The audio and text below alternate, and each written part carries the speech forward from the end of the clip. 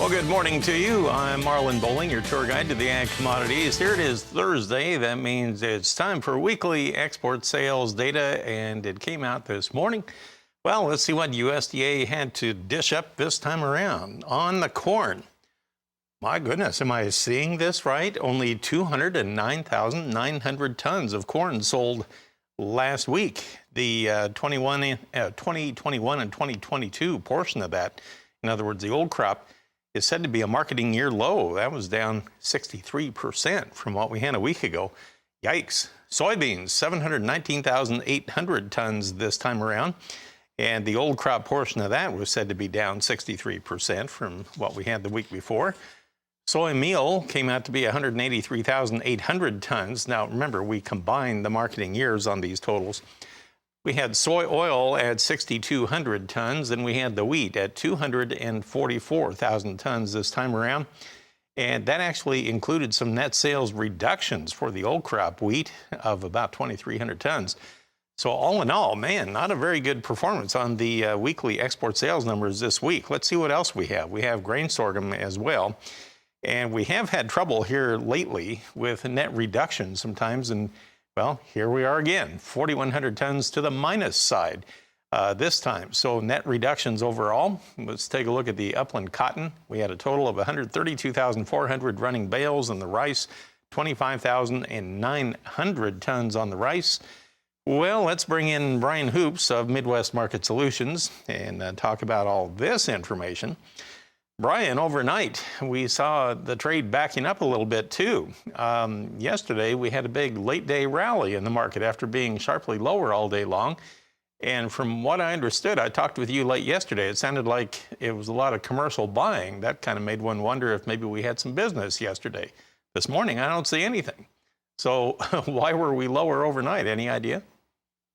Yeah, a little disappointing, Marlon, that we didn't see any export business when the USDA offices opened this morning.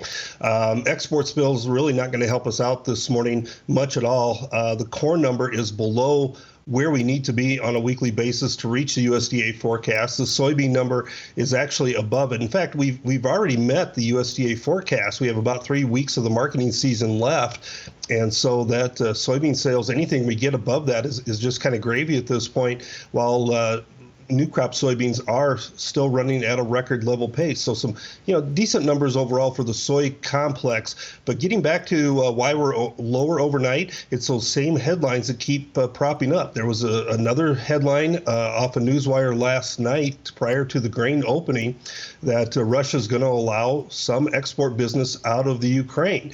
And again, this is, it's frustrating to trade these headlines because one day it seems to, see this type of news or drop the markets, but yet NATO has to agree to all of Russia's demands, which makes it seem like less likely that it's going to happen. We did see big commercial buying yesterday. In fact, Minneapolis spring wheat was the one to close higher yesterday, kind of running all the stops below it. And this market's holding up fairly well overnight, as there's just this very small window this week to get some spring wheat seeded.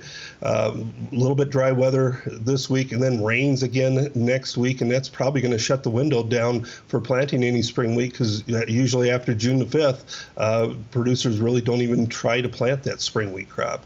Well, we saw where spring wheat was down a penny and a quarter this morning on the Globex trade. It was at $12.79 1/4. Let's back up through these. Let's take them in reverse order here today since we're on the wheat. Let's go to Kansas City.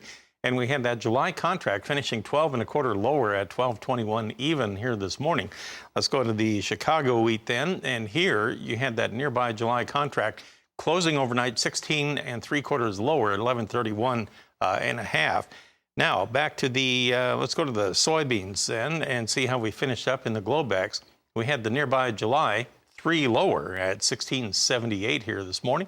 And then going up on the corn here overnight, we had the big comeback late yesterday, and then overnight we fell apart down 10 3/4 at 7.61 1/2 on that July contract. So we'll pause right here, and then we'll come back and we'll talk about the beef and pork export sales numbers and what it means to our trade today when we come back. We're back with Brian Hoops of Midwest Market Solutions. Now, as promised, let's take a look, Brian, at the beef and pork export sales numbers that came out last week. While the grains were disappointing, If you look at the overall beef sales, they came in at 20,000 tons even last week. Well, that was down 14% from what we had the week before. So it had a little bit of slippage there. And I do see where China bought 2,500 tons of beef last week. And Mexico was notably absent once again. So they were away from that beef market. Japan was the biggest buyer at 8,400 tons last week. Then you look at the pork number, and we had 36,700 tons for 2022, this current year, and you add 100 tons for 2023 for next year. That was all Australia, and so you have the total 36,800 tons. China bought 5,300 tons of pork this past week, so that was encouraging. And you had Mexico in there buying 15,100 tons of U.S. pork last week. Canada bought 5,700 tons. The biggest buyer was Mexico. So, Brian, overall, what did you think of those numbers this morning? Pretty uninspiring for the beef complex, down again from the previous week and off of the marking year highs that we saw just a couple weeks ago. So, as I said, real uninspiring for the beef complex. Pork was an improvement from last week. Could give us a little bit of a bounce or a little bit of a reason to continue the rally here in the hog market that we've seen. Hogs have bounced off of really long-term weekly chart support, and that was, I thought, a friendly indication for that complex to respect the chart support, to see the commercial step in and buy.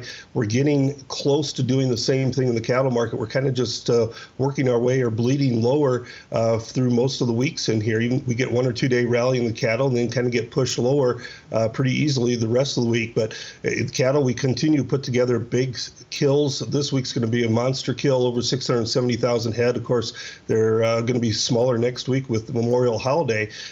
And that's why we saw packers step in at lower money and able to secure their inventory. But cattle should get a little bit of a bounce, especially feeder cattle with the lower corn market overnight. Should give us at least a little bit of a higher start, I think. If we take a look at the Dow Jones Industrial Average here in the overnight trade, let's see where it ended up. Sometimes that can be a little bit of a guide. Well, the June futures were up 159 points this morning at 32,235, Brian. Will that be encouraging to the livestock trade, do you think, in any way? Yeah, if we can hold these gains, it will be encouraging to, the market trying to anticipate some sort of a bottom in here. And one of the things that's really been weighing on the cattle futures is the fact that the economy is struggling and probably will continue to struggle. If the stock market can show some signs of life, that'll breathe a breath of fresh air into the cattle industry that figures maybe things aren't so bad as what we had been anticipating and things are going to improve. If the stock market improves, the outlook for the cattle market will start to improve as well. So yesterday we closed a little bit weaker with the June down 42. August was down 22 cents at the end of the day on the live cattle. Over on the feeders, well, we finished up with the August down 20 cents at 167.95. They had been on both sides of unchanged during the day. And then we finished yesterday with lean hogs on the July down $1.10 at 107.95. We'll see what they do here today. Thanks, Brian, for the help. I appreciate it this morning. Brian Hoops of Midwest Market Solutions. So Suzanne will kick things off at the bottom of the hour.